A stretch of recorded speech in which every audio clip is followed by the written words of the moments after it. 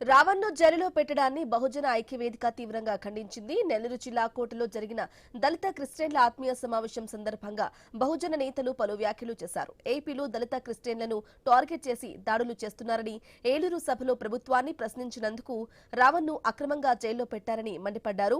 పవన్ కళ్యాణ్ మాట్లాడితే తప్పు కాదు, రావణ్ మాట్లాడితే తప్పు ఎలా అవుతుందని ప్రశ్నించారు. బాబా రావుందెం క్రిస్టియన్లు, ముస్లింలు భారత్లో ఉండాలంటే హిందువులుగా ఉండాలనడం దారుణమన్నారు. క్రిస్టియన్లపై రఘురామకృష్ణంరాజు వ్యాఖ్యలు తీవ్రంగా నిరసిస్తున్నామన్నారు.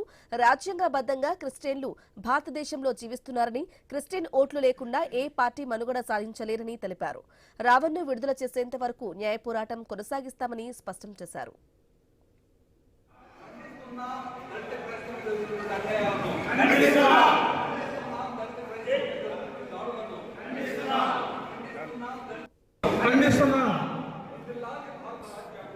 గతంలో పవన్ కళ్యాణ్ గారి వాడి భాషే నేను వాడుతున్నాను, నేను మాట్లాడుతున్నాను అని చెప్పినప్పటికీ కూడా అది మనం చూస్తూ ఉన్నాం మీడియాలో కూడా.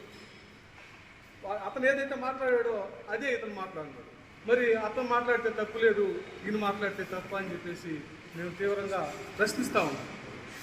దీనికి ప్రభుత్వం కూడా ఆలోచించాలి. మనిషిగా చూడాలి. ఇప్పుడు మా సార్ చెప్పాడు, రాజ్యాంగం బాడీ అయితే, శరీరం అయితే, మనం వేసుకునే బట్టలే మతం అని. ఇది కరెక్ట్. దీన్ని ఆలోచించాలి అందరూ కూడా. మనం స్వేచ్ఛగా బతకాలంటే సౌభ్రతత్వం, స్వేచ్ఛ అన్నీ మనకు బాబాసాహెబ్ అంబేద్కర్ గారు రాజ్యాంగంలో రాశాడు. దాన్ని తూచా తప్పకుండా ఎవరైతే పరిపాలిస్తారో వాళ్ళే కొనసాగుతారు.